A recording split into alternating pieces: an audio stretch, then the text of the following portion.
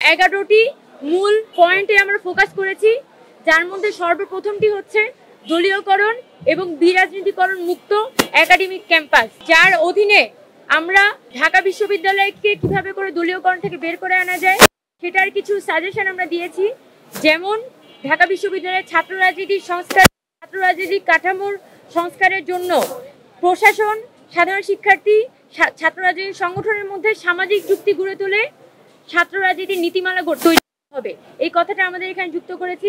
পাশাপাশি আমরা এখানে লিখেছি যে ডাকসুকে নিয়মিত বেসিসে ক্যালেন্ডারে একাডেমিক ডেট ধরে ডাকসু নির্বাচন হতে হবে এবং ডাকসুর যথাযথ গঠনতান্ত্রিক সংশোধন হতে হবে।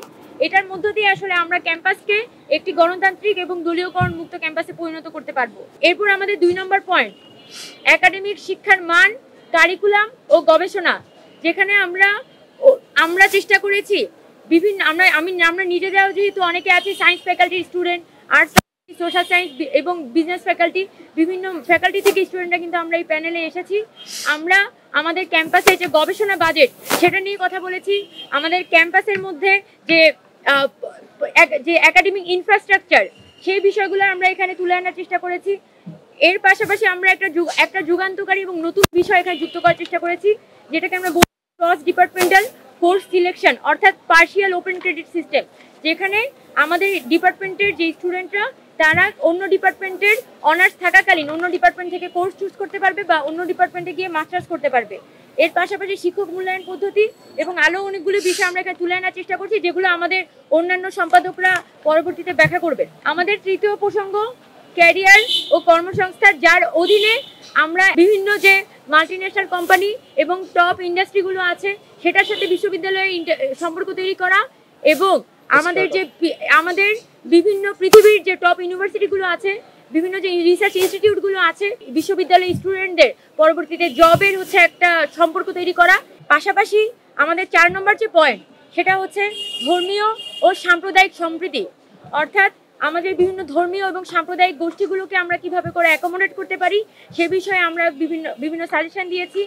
এবং আমাদের খুবই গুরুত্বপূর্ণ একটি পয়েন্ট 5 নম্বর নারী বান্ধব ও সকলের জন্য নিরাপদ ক্যাম্পাস।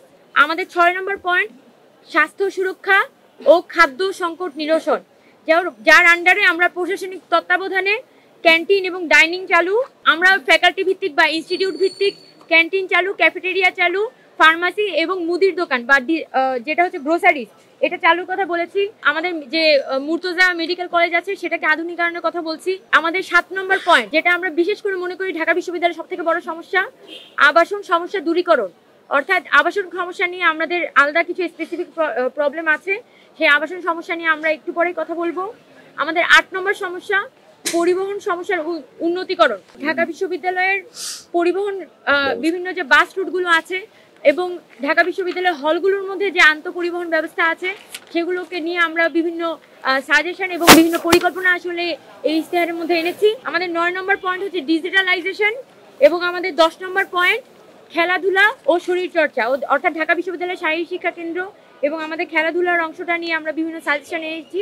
এবং সর্বশেষ আমাদের 11 নম্বর পয়েন্ট পরিবেশ বান্ধব ক্যাম্পাস এবং স্যানিটেশন, অর্থাৎ ঢাকা বিশ্ববিদ্যালয়ের যে অভ্যন্তরীণ এনভায়রনমেন্ট এবং আমাদের যে নেচার সেটাকে প্রিজার্ভ করার জন্য আমরা বিভিন্ন সাজেশন এনেছি। খবরের কাগজ, নিখাত, নির্ভীক, নিরপেক্ষ।